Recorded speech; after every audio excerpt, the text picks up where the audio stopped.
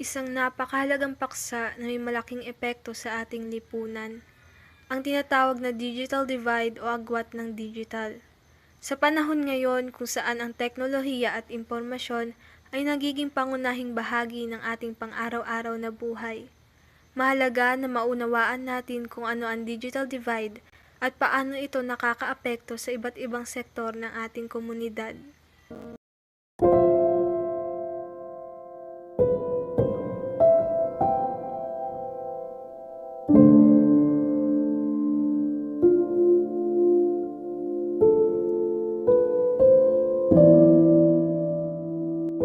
Ang digital divide ay tumutukoy sa hindi pagkapantay-pantay ng akses sa makabagong teknolohiya at impormasyon.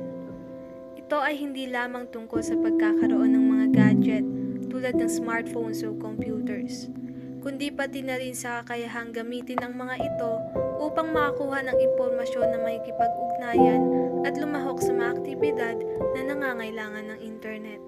Ang agwat na ito ay madalas na nakikita sa pagitan ng mga urban at rural na lugar, ang mga may mataas at mababang kita, at maging sa pagitan ng iba't ibang lahi at etnikong grupo.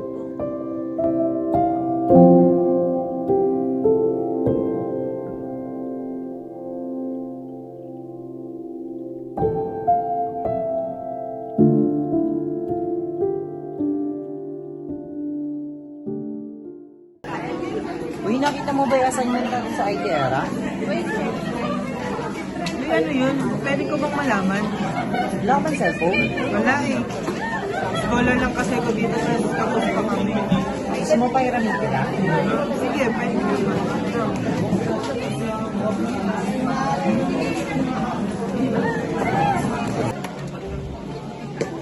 Yan ba siya? Punta ka muna sa wall.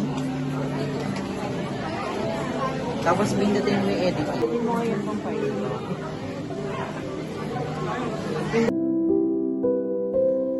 Mahalaga ang pagsusuri ng digital divide dahil ito ay may direktang epekto sa edukasyon, trabaho at pangkahalatang kalidad ng buhay. Ang mga tao o komunidad na walang akses sa limitadong akses sa teknolohiya ay nahihirapang makasabay sa mabilis na takbo ng modernong mundo. Halimbawa, ang mga estudyanteng walang internet access ay nahihirapang tapusin ang kanilang mga takdang aralin online, lalo na ngayong maraming paaralan ang lumipat sa online learning.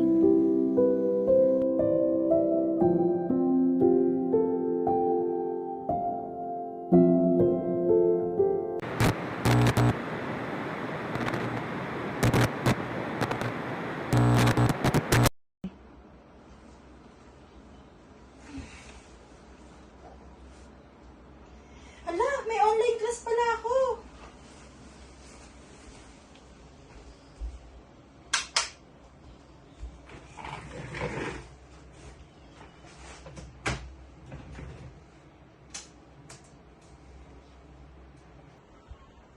Nasaan ba yun? Bakit ba ang hirap hanapin?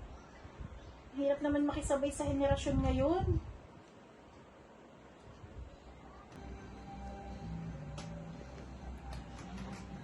Paano ba to? Hindi na naman ako naka-attend ng online class. Paano ko hahabulin yung grade ko nito? Paano kung may ginawa sila?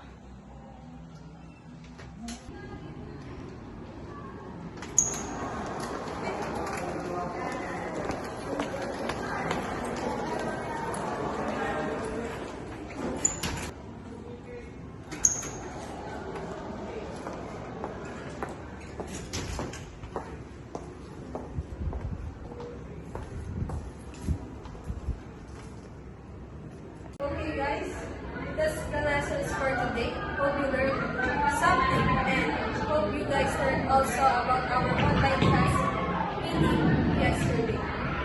So before I dismiss, I would like to have a attendance. Lopez Desmond, Present. Lopez Margo, Santos Altea, and Miss Alquiros. By the way, bakit hindi ka naka-attend ng attendance natin? Sorry ma'am, kasi nahihirapan po talaga ako sumabay sa bagong henerasyon. Kaya pagdating ng online class, parang hirap na hirap akong sabayan yung mga kaklase ko. Okay, I understand, Miss Arquez. Nandiyan din naman ang mga kaklase. Pwede ka magpagdito sa kanila. Hope masanay ka sa bagong sistema natin ng engineering. Okay, class? Dismiss.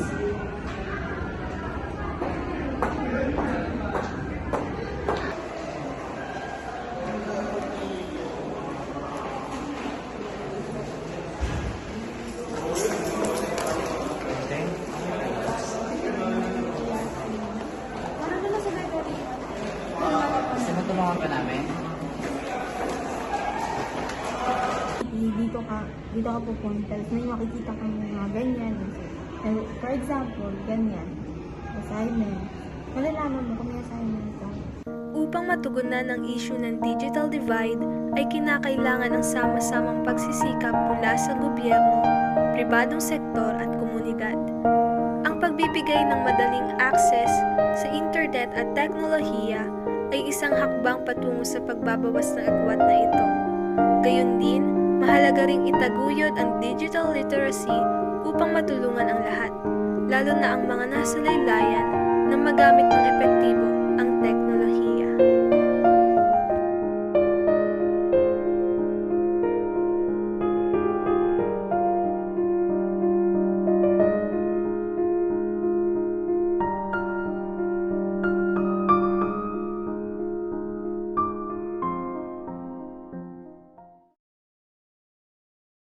Wait lang.